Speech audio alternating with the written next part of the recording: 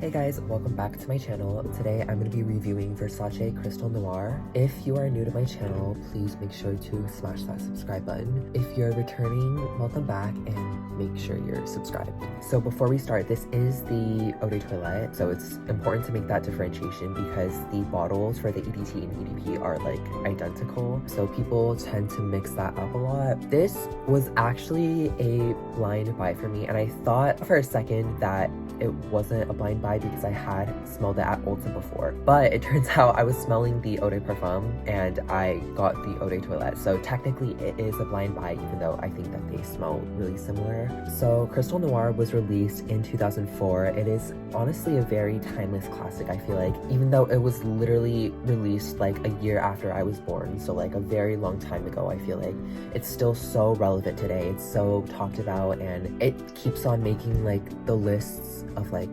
sexiest, like men love these perfumes, like those like lists, you know what I mean? So let's see if Crystal Noir lives up to the hype. The top notes are violet, black fig, and black currant. The middle notes are jasmine, tuberose, and frangipani. And the base notes are sandalwood, cashmere, vanilla, and heliotrope. I think what differentiates this from the Eau de Parfum is that the Eau de Parfum is a little bit more spicy, especially in that opening note where it gives you that pepper and ginger note. Okay, why am I talking about the EP? The Eau de Toilette is a lot smoother, I would say, and it transitions into those heart notes a lot more smoothly. I have also found that this is less fruity and more floral than the Eau de Parfum. I definitely get those notes of violet and jasmine. It has a lot of florals, but it's not an overwhelming floral. So I would say, like, if you're someone who doesn't like florals, then this is still totally one you should check out. The floral accord in Versace Crystal Noir is very, very woody, so it's not super overwhelming. So let's give it a spray on my skin. So Versace Crystal Noir to me is very, very woody. It's definitely a powdery kind of wood that isn't super, you know, striking to the nose. And even though the Eau de Toilette is the one that doesn't have coconut, I do kind of get this subtle coconut accord. It's definitely not a super fruity coconut, but I think it's kind of like coconut water. The fragrance opens up with black fig and black currant, so it has these kind of like darker, deeper fruity notes. But personally, I am just getting mostly woody white florals. I will also say that Versace Crystal Noir is one of my most complimented fragrances, and I have not owned it for a very long time at all, nor have I like worn it out very much. The first time I did wear it, like I had like several people tell me that I smelled really nice, so this is definitely a major compliment puller. And I think this is just a very clean scent that appeals to a wide audience. There's nothing about this that's too offensive, and I think that's what kind of makes it different from the Eau de Parfum. Opinions on the Eau de Parfum are a little bit more polarized, and I think it's because not everyone loves the super spicy note. It has ginger, which I think is super interesting, and I actually will say, honestly, I personally like the EDP a little bit more than the Eau de Toilette, just in terms of its scent, because I think that the ginger note is so unique. It adds this like really, really kind of like sexy spice to it, and I typically don't like spicy fragrances, but the way it works in the EDP was really, really nice to me. And also just having that coconut note, it had this super rich and creamy coconut that I thought was so delicious. So the EDP was the one that I originally fell in love with, but I still do think that the Eau de Toilette is still a very, very good choice, and it's definitely a much safer blind buy. So let's get into the rating. So as for presentation, I would say Versace Bright Crystal was already, you know, kind of pushing it. It was already a little bit much.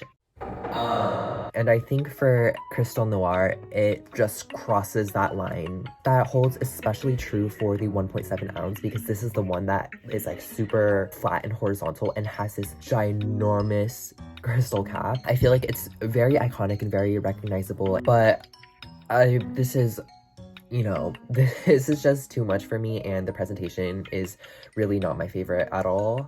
I found that this doesn't really go into any of my fragrance setups. Yeah, I don't love how it looks, but you know, some of you might love it, and I get that too. As for the scent, I think that it has a unique enough scent to make it kind of stand out from your run-of-the-mill like Macy's walkway fragrance, but it's also mass appealing and would still be appreciated by a very wide audience. I've heard people describe Crystal Noir smelling like when you walk out of the shower and then like you get that like whiff of like that steamy kind of body wash shampoo aroma, and I definitely see where they're coming from, and I also really do get that smell. For me, this smells like a spa. It smells like a massage spa room. It's a very kind of calming, soothing, really clean smelling kind of scent. It almost smells like herbs and like the essential oils and like the incense that you would find in a spa room. I honestly don't really know how to classify this because I don't find it super floral, nor do I think it's like gourmand, even though it has some of those vanilla and fruit notes. There's so much wood that it almost smells like a little bit earthy, but not quite green. I think this is really pleasant, and it's also very nice to layer with other fragrances, but it is also an exceptional standalone fragrance, and the performance is why I take that stance. This is a